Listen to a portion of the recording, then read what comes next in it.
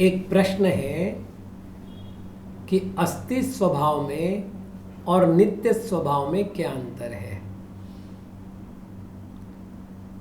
अस्थि स्वभाव में द्रव्य का अस्तित्व रहता है, लेकिन नित्य स्वभाव में कालांतर में अवस्थायीपना रहता है, विनष्ट नहीं होता। तो ये अस्थि स्वभाव में और नित्य स्वभाव में अंतर है। अस्थि केवल उसके अस्तित्व का परिचायक है, और वही अस्तित्व, जब अस्तित्व के फिर दो भेद करेंगे, नित्य अस्तित्व और अनित्य अस्तित्व। तो जो नित्य अस्तित्व कायम रहता है वो नित्य स्वभाव के कारण रहता है, और अनित्य अस्तित्व कायम रहता है वो अनित्य स्वभाव के कारण रहता है। इसलिए नित्य स्वभाव भी हो गया और अनित्य स्वभाव भी हो गया। भव्य स्वभावः भावी काले स्वरूपाकार भवनात् भव्य स्वभावः, भविष्य काल में स्वरूप के आकार रूप से होने में जो समर्थ है या होता है उसे भव्य स्वभाव कहते हैं। अभव्य स्वभावः कालत्रयेपि परस्वरूपाकारा भवनात् अभव्य स्वभावः, तीन काल में भी पर स्वरूप के आकार रूप नहीं होता है, वह अभव्य स्वभाव है। भवितुम परिणमितुम योग्यत्वम तु भव्यत्वम, भवितुम अर्थात परिणमन के जो योग्य उसको भव्य कहते हैं। तेन विशिष्टत्वात् भव्याः, जो उस भव्यत्व गुण से युक्त है उनको भव्य कहते हैं। तद विपरीतेना भव्याः, और उससे विपरीत जो है वो अभव्य कहलाते हैं। द्रव्यस्य सर्वदा अभूत पर्यायैः भाव्यमिति भव्यः, द्रव्य का सर्वदा जो पर्याय अनुत्पन्न है अभी, उनके रूप में परिणमन होने का नाम भव्य है। और द्रव्य से सर्वदा भूत पर्याय रभाव्यमिति अभव्य, और द्रव्य का सर्वदा भूत पर्यायों के रूप में परिणमन नहीं होने को अभव्य कहते हैं।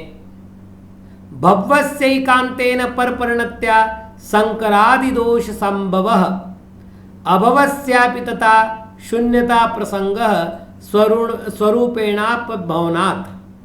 यदि भव्यपने का एकांत स्वीकार किया जाए तो पर परिणति के साथ संकर आदि दोष उत्पन्न होंगे, और यदि अभव्यपने का एकांत स्वीकार किया जाए तो शून्यता प्रसंग प्राप्त होगा, क्योंकि स्वरूप से भी परिणमन नहीं हो सकेगा। भव्य और अभव्य स्वभाव को हम व्यवस्थित रूप से समझने का प्रयत्न करें। एक पारिणामिक भाव है, भव्यत्व भाव, अभव्यत्व भाव। एक 14 मार्गणाओं में भव्य मार्गणा और अभव्य मार्गणा है, और यहां पर भव्यत्व स्वभाव और अभव्यत्व स्वभाव है। प्रश्न इन तीनों में क्या अंतर है? तो भव्य मार्गणा और अभव्य मार्गणा में भव्य और अभव्य नाम के जो गुण हैं या भाव हैं, पारिणामिक भाव, उनमें जीवों की खोज कर रहे हैं या उनके माध्यम से जीवों की खोज कर रहे हैं। मार्गणा का अर्थ होता है करण बना करके अथवा अधिकरण बना करके जीवों का अन्वेषण करना। तो यदि अधिकरण बनाएंगे, सप्तमी विभक्ति प्रयोग करेंगे, तो भव्य और अभव्यों में जीवों का अन्वेषण करना है।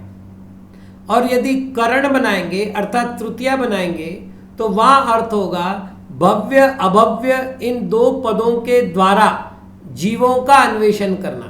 तो में अन्वेषण करना, के द्वारा अन्वेषण करना, ये हो गया वहां मार्गणा के प्रकरण में। भावों के प्रकरण में जो पारिणामिक भाव कहे वो जीवस्य स्वतत्वम ऐसा प्रयोग किया है तत्वार सूत्र के दूसरे अध्याय के पहले सूत्र में। अर्थात वो ये कह रहे हैं कि जीव के स्वतत्व है, अर्थात जीव के अतिरिक्त दूसरों में नहीं पाए जाते, इसलिए वहां पर होगा रत्नत्रय रूप परिणमन करने की पात्रता जिनमें है, योग्यता जिनमें, उनको भव्य कहते हैं। और रत्नत्रय रूप योग्यता को, मतलब रत्नत्रय को प्राप्त करने की जिनमें योग्यता नहीं पाई जाती, उनको अभव्य कहते हैं।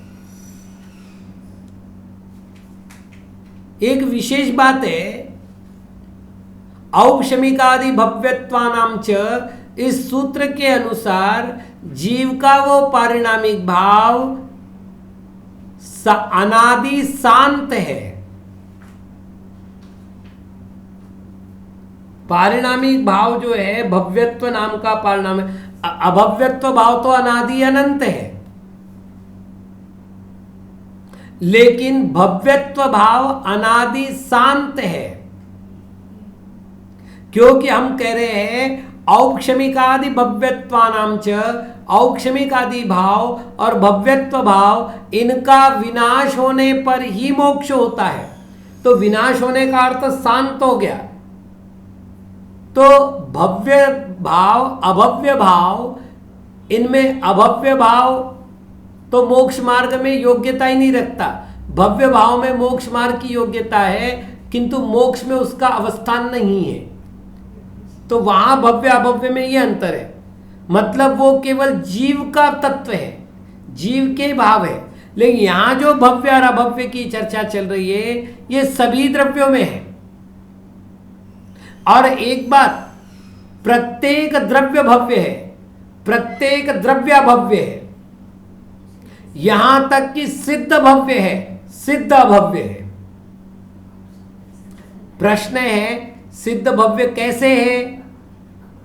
तो प्रति समय वो नवीन नवीन पर्याय रूप में परिणमन कर रहे हैं, और उस पर्याय रूप में परिणमन करने की योग्यता उनमें है।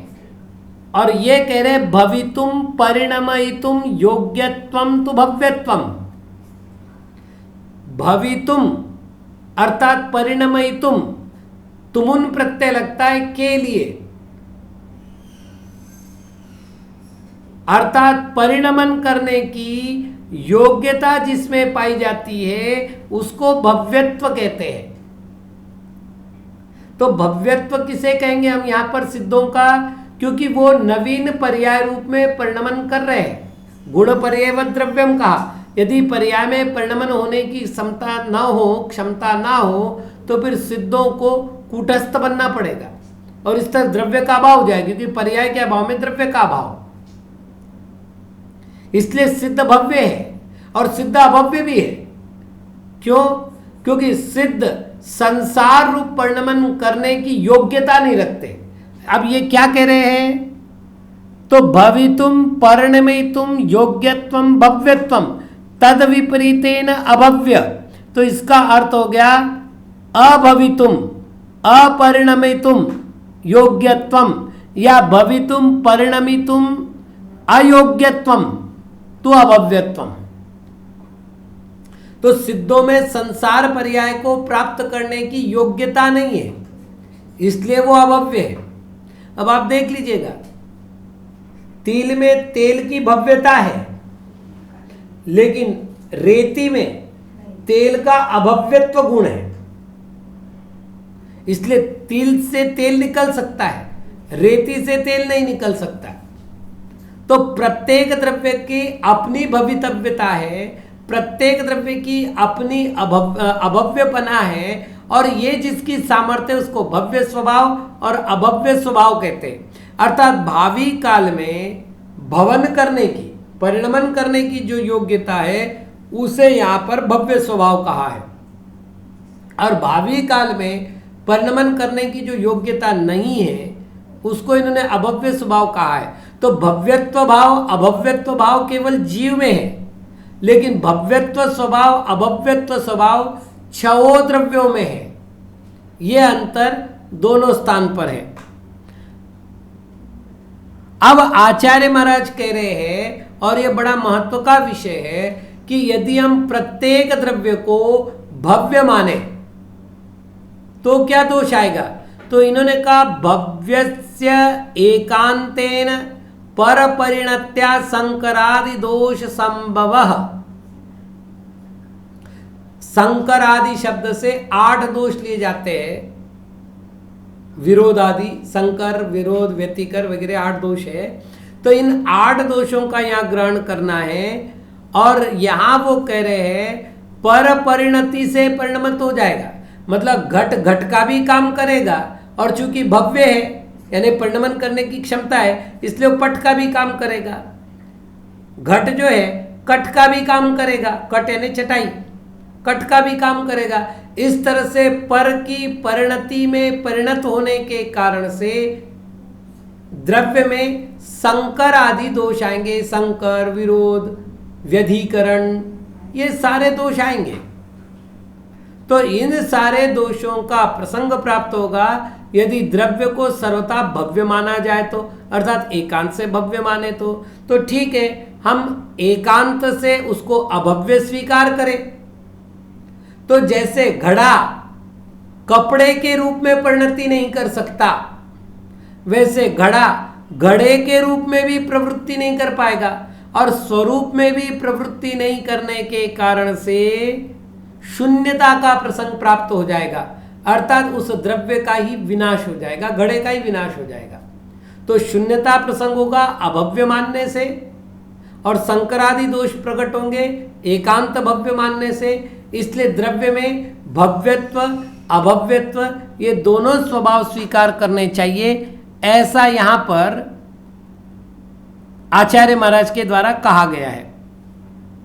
आगे कहते हैं परम स्वभाव पारिणामिक भाव प्रधानत्वेन परम स्वभाव, जिसमें पारिणामिक भाव की प्रधानता है उसे परम स्वभाव कहते हैं। ये ध्यान रखिएगा, तत्वार्थ सूत्र में पारिणामिक स्वभाव जिसे कहा है अर्थात जीवत्व, भव्यत्व और अभव्यत्व ये केवल जीव में पाए जाते हैं।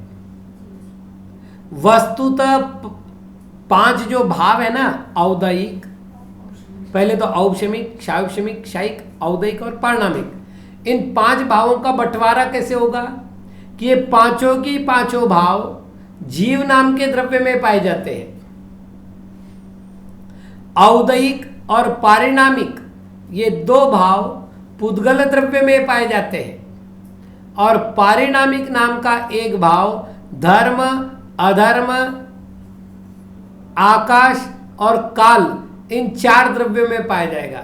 तो 5, 2 और 1 ये भावों का बंटवारा होगा। 5 जीव द्रव्य में, 2 पुद्गल द्रव्य में और 4 द्रव्य में केवल 1 भाव। तो यहां जो पारिणामिक भाव की प्रधानता है वो उसका पारिणामिक भाव ही उसका परम स्वभाव है। चेतन स्वभाव असद्भुत व्यवहारेण कर्मणो कर्मणोरपि चेतन स्वभाव। यहां पर थोड़ा सा हम समझने का प्रयत्न करें। चेतन स्वभाव 2 प्रकार से प्राप्त होगा, एक जीव का चेतन स्वभाव और दूसरा पुद्गल का चेतन स्वभाव। सामान्य रूप से हमने पुद्गल कहा है, उसको जड़ कहा है और जड़ का अर्थ होता है अचेतन, और वैसे भी हम अचेतन कहे कि अजीव कहे पर्यायवाची है। तो सामान्य रूप से हमने अजीव कहा है पुद्गल को, अजीवो पुण्यनेवो पुग्गल धम्मो अधम आयासम कालो, ये हमारे पास आर्ष वाक्य है।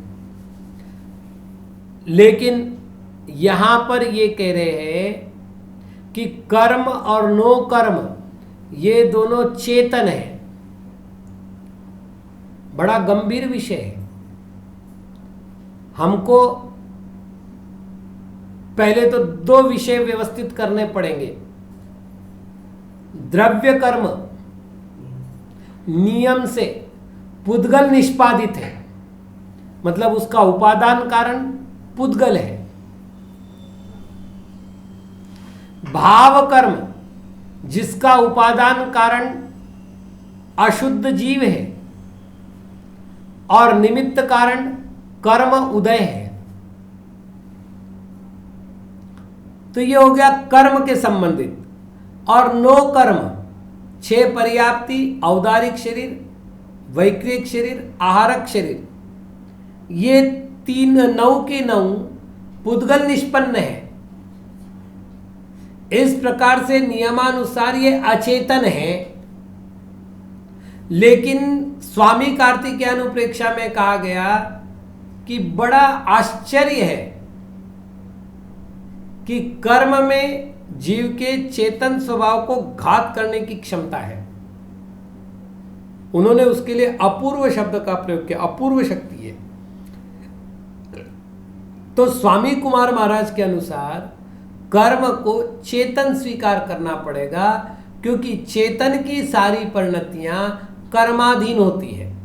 तो ये आरोप पद्धति हो गई, और इस आरोप पद्धति को जो ग्रहण करता है उसे कहते असद्भुत व्यवहार नय। आगे जब हम चर्चा करेंगे व्यवहार नय के भेदों की, तो सद्भुत व्यवहार, असद्भुत व्यवहार, इनका हम बड़ा विस्तार से वर्णन करेंगे। तो वहां अपन इसको समझ लेंगे। यहां केवल अपन संकेत समझ लेवे, असद्भुत व्यवहार नय की अपेक्षा से कर्म नो कर्म का चेतन स्वभाव है। अर्थात कर्म और नो कर्म ये दोनों चेतन है। अचेतन स्वभाव जीवस्यापि असद्भुत व्यवहारेण, अचेतन स्वभाव जीव भी असद्भुत व्यवहार नय से अचेतन स्वभाव वाला है। मतलब एक बड़ा प्रश्न आएगा। क्या प्रश्न आएगा? क्या जीव भी अचेतन है? तो जीव भी अचेतन है। अब जीव अचेतन है, इसकी 2 युक्तियां हैं। इन युक्तियों को ठीक से समझ लेना। जीव अचेतन है, उसकी एक युक्ति दी है आचार्य अकलंक महाराज ने।